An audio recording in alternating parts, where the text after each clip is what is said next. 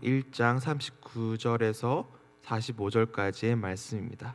누가복음 1장 39절에서 45절까지의 말씀입니다.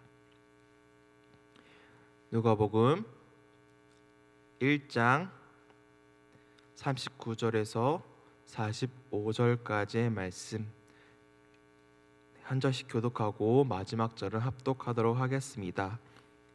이때에 마리아가 일어나 빨리 산골로 가서 유대 한 동네에 이르러 엘리사벳이 마리아가 무난함을 들음에 아이가 복중에서 뛰노는지라. 엘리사벳이 성령의 충만함을 받아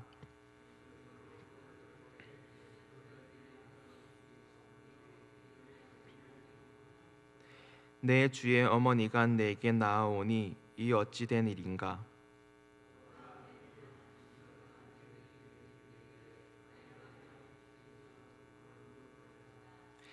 같이 읽겠습니다. 주께서 하신 말씀이 반드시 이루어지리라고 믿는 그 여자에게 복이 있도다. 아멘. 합심 기도하겠습니다. 하나님께서 맡긴 이 말씀을 통해서 오늘 전합니다. 전하나 듣는 자나 이 말씀을 듣고 오늘 하루 복종하며 살아갈 수 있도록 도와주시옵시고 좀 하나님 뜻에 맞게 살아갈 수 있는 우리들 될 수 있도록 도와주시옵소서. 이 시간 주의 말씀에 귀 기울입니다. 주의 말씀에 귀 기울일 때 하나님께서 들려주게 하시고 그 말씀을 붙들고 정말 또 한 주를 살아갈 때 주님의 뜻대로 그대로 살아갈 수 있도록 도와주시옵소서. 감사합니다. 예수 이름으로 기도드립니다. 아멘. 누가복음은 아시다시피 누가가 쓴 복음서입니다. 누가의 직업은 의사이자 역사가였습니다. 그래서인지 누가복음은 의학적 용어에 대한 기록이 자주 등장합니다. 바울은 그를 가리켜 사랑받는 의인이라고 하였습니다. 또한 바울의 전도 여행에 동참하여서 로마까지 동행한 사람입니다. 누가는 사도행전도 같이 썼습니다. 두 책은 동일한 문체로 기록되었고 그리스도에 관한 유사한 가르침, 성령의 사역에 대한 뚜렷한 강조를 합니다. 이방인에 대한 배려, 당시의 사건 등이 세심하게 기록되어 있다는 유사점도 있습니다. 누가복음과 사도행전에 이어진 책입니다. 누가복음 마지막 절과 사도행전 첫 부분은 연결이 됩니다. 누가와 사도행전은 데오빌로 각하에게 본서신을 썼다고 했습니다.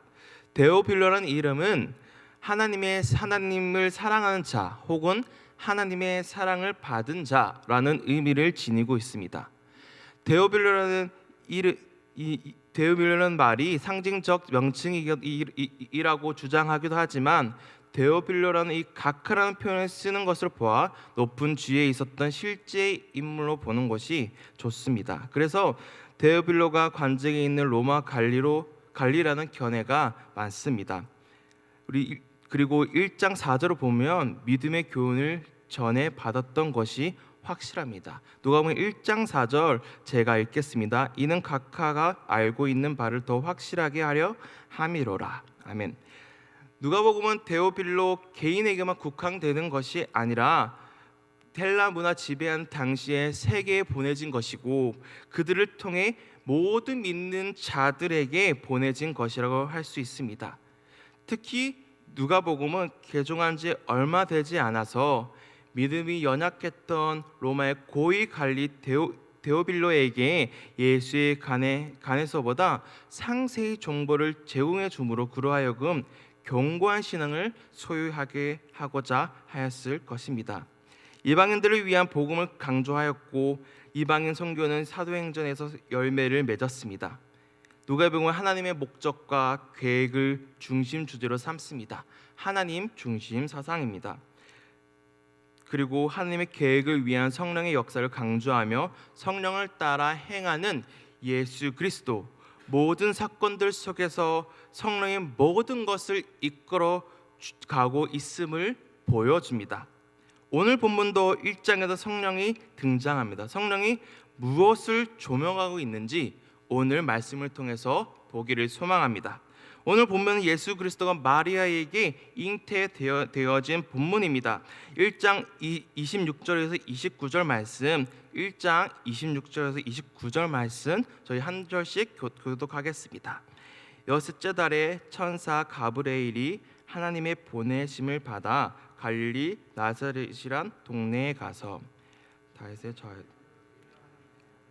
약혼한 그 전의 이름 그에게 들어가 이르되 은혜를 받은 자야 평안할지어다 주께서 너와 함께 하시도다 하니 처녀가 그 말을 듣고 놀라 인사가 어찌함인가 생각하매 가브리엘 천사가 예수의 탄생에 대해서 마리아에게 예고합니다.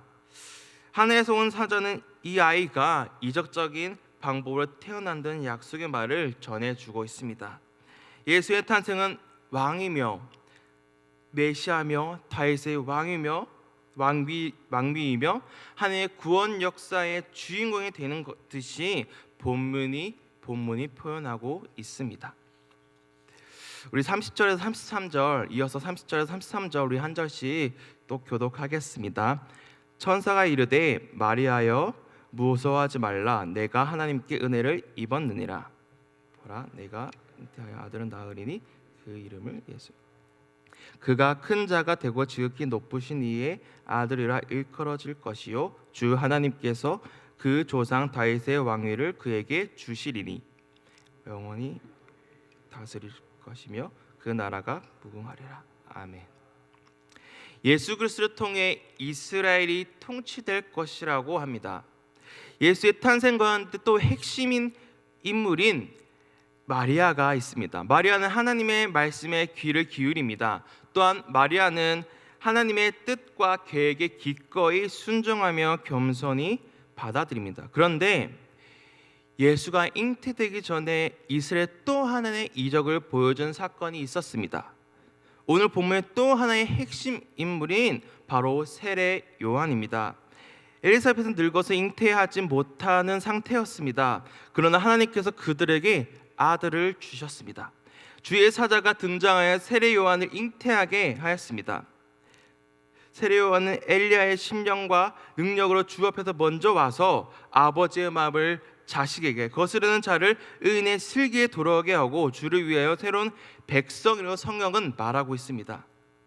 세례 요한의 탄생은 예수 그리스도의 탄생과 매우 흡사합니다. 그러나 성경은 세례 요한을 조명하기보다 보다 감추어진 주인공을 드러내기 위해서 앞서서 세례 요한의 잉태를 등장시킨 것처럼 보여집니다. 세례 요한도 분명 지적적으로 잉태를 하게 됩니다. 주목받아야 할 일인 거죠. 그러나 세례 요한보다 더 기적적인 일이 일어난 것이 바로 예수 그리스도입니다. 세례 요한이 잉태되어 처음에 등장하여 마치 영화의 주연처럼 등장합니다. 그러나 세례 요한은 주연이 아니었습니다. 주인공이 아니었습니다. 바로 그 뒤에 진짜 주인공이 등장하기 때문입니다. 예수의 탄생 그 예고는 요한의 출생 예고와 대조를 이루고 있습니다. 요한의 출생에 대한 예고는 이스라엘 수도에서 가장 거룩한 장소인 성전에서 공적인 예배를 드리던 제사장에 주어졌습니다. 반면에 예수의 탄생에 대한 예고는 한 작은 시골 동네에 사는 겸손한 처녀에게 개인적으로 주어집니다. 이와 같이 누가는 요한의 출생을 예고해 주는 장엄한 분위기를 연출하며 그리고 반대로 예수의 탄생은 정말 단순한 분위기를 지금 대조시키고 있습니다. 세례요한 탄생 예고와 굉장히 대조시키고 있습니다. 예수의 탄생 배경을 알려주는 분위기는 예수의 사역의 그 특징을 잘 어울리게 하는 것 같습니다. 하늘의 위대하신 하나님은 평화롭고 소박한 분위기 속에서 인류를 구원의 은총을 내려주신 것입니다. 세례 요한보다 환경이 너무 초라합니다. 그런데 예수 그리스도의 잉태는 특별한 것이 있었습니다. 바로 마리아는 처녀였다는 것입니다. 그리고 마리아는 다윗 가문의 요셉과 약혼한 상태였습니다. 세례 요한 잉태도 주목받아야 했지만 본문이 예수의 탄생을 더 주목하고 있다는 것입니다. 우리 34절에서 38절 말씀, 34절에서 38절 말씀 우리 한 절씩 또 교독하겠습니다. 마리아가 천사에게 말하되 나는 남자를 알지 못하니 어찌 이 일이 있으리이까.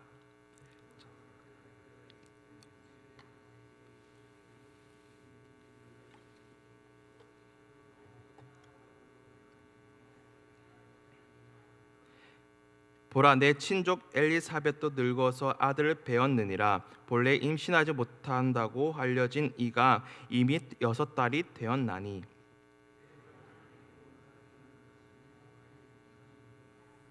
마리아가 이르되 주의 요정이오니 말씀대로 내게 이루어지이다 하매 천사가 떠나가니라. 35절에 성령이 등장합니다. 15절에는 성령이 등장하고 있습니다. 1장에서만 성령이라는 이 단어가 무려 3번이나 등장합니다. 성령의 조명하는 일인 것입니다. 성령이 이끌어 가시는 일이라는 것입니다. 하나님은 생명천을 창조하실 있으신 분입니다. 세령을 통해서 그리고 마리아 안에서 일어난 하나님의 역사를 통해서 보여주고 있습니다. 하나님의 역사는 아기 예수를 태어나게 하였습니다.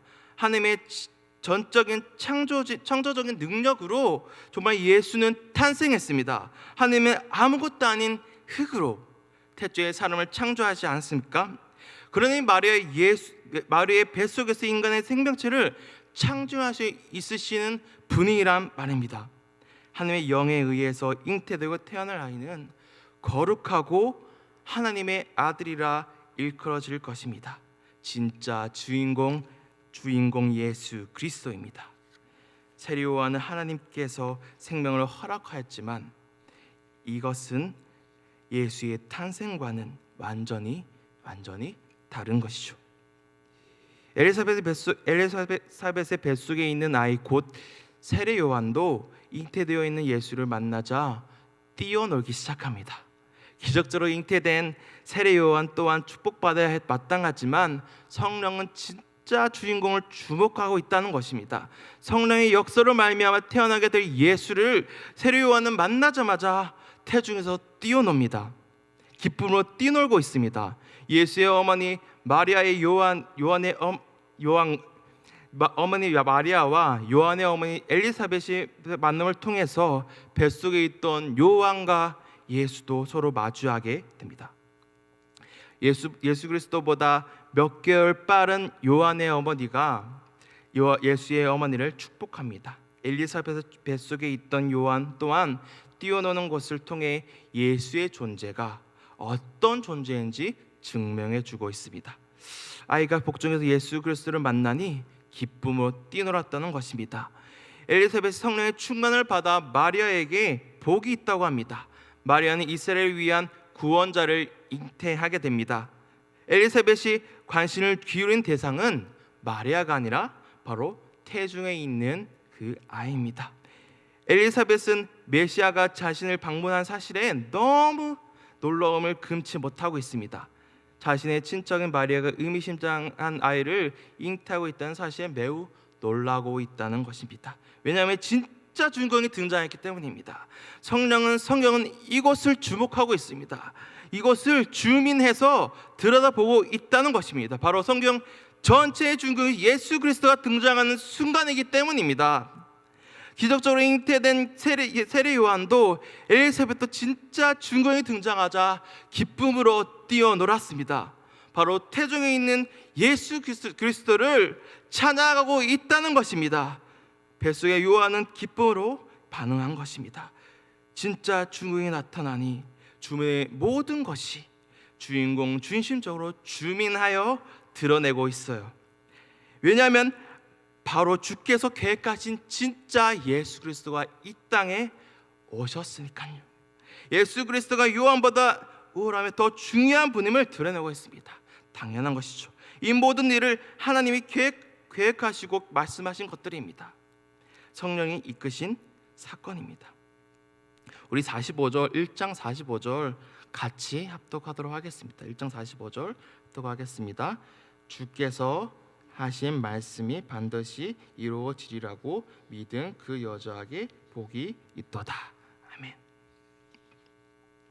한 해 계획하신 일은 반드시 이루십니다. 하나님의 말씀이 이루어진다는 것은 누가복음 전체의 핵심 주제이기도 합니다. 하나님의 약속이 궁극적으로 성취되고 실행된다는 것을 오늘 똑똑히 보지 않았습니까?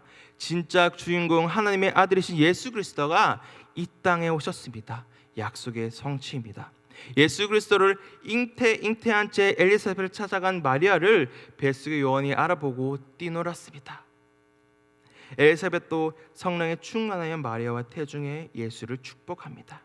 이는 이 아이를 통해 하실 하나님의 역사에 대한 기쁨이요, 믿을 수 없는 현실에서도 말씀의 창조를 허락하여 언약의 역사의 새 장을 연 마리아를 향한 격려였습니다. 진짜 주인공인 예수 그리스도에게 정말 자신이 받아야 할 그 축복의 자리를 내어 드린 것입니다. 정말 기적적으로 잉태한 엘리사벳도 충분히 축복받아야 했습니다. 충분히 축복받을 만하죠. 그러나 그 자리를 왕이신 예수 그리스도에게 내어드린 것입니다. 이 생을 살아가는 우리도 사실 마찬가지입니다. 내가 축복받아야 한다고 생각하십니까? 내가 주인공이 되어야 한다고 생각하십니까? 이 땅에 진정으로 왕으로 오신 예수 그리스도가 정말 우리를 위해 십자가에 죽으시고 부활하시고 정말 우리에게 생명을 다 주셨습니다. 그렇다면 예수 그리스도를 받아들였다면 축복받고 영광받는 자리, 내가 드러나는 자리, 그 자리, 내가 주인공 되는 그 자리 다 주님 건 내어드려야 하지 않겠습니까? 진짜 주인공인 예수 그리스도께 드려야 하는 것이 아니겠습니까? 정말 내 자신이 정말 그곳에서 어느 곳에든지 인정받고 하고자 하는 그 마음, 내가 주인공이 되고자 하는 그 마음 다 예수 그리스도께 다 내어드려야 되지 않겠습니까? 진짜 주인공 예수 그리스도께 그 자리를 내어드리기 소망합니다. 모든 성도님들 정말 그 예수 그리스도 그 자리를 내어드리고 주인공인 예수 그리스도를 바라보며 예수 그리스도께 찬양 드리며 나아가는 올 한 해가 되길 소망합니다. 누가 진짜 주인공입니까? 이 시간 잠시 기도하길 원합니다. 합심하여 기도하길 원하는데요, 시간 기도할 때에는 자신을 되돌아보는 시간을 가지기 원합니다. 내 삶에 내가 주인이 되었다면 이 시간 회개하길 소망합니다. 나를 위해서 십자가에 죽으시고 부활하신 주님께 주인 자리를 내어 놓길 원합니다. 하나님이 이렇게도 나를 자녀 삼아 주셨다니 정말 그 은혜에 너무 감사하지 않습니까? 그러면 그 주인공 자리, 내가 드러내는 그 자리 주님께 내어 드리길 소망합니다. 한국교회가 올 한 해는 정말 주님을 주인공 삼아 살아가는 교회다움을 회복하는 한 해가 되어 달라고 기도하길 원합니다. 그리고 오산제일교회가 한 해 삶의 사역을 잘 감당해내는 교회가 되어 달라고 기도하길 원합니다. 함께 띄어진 기도 제목 보시면서 같이 기도하며 돌아가도록 하겠습니다. 기도하겠습니다. 하나님 아버지,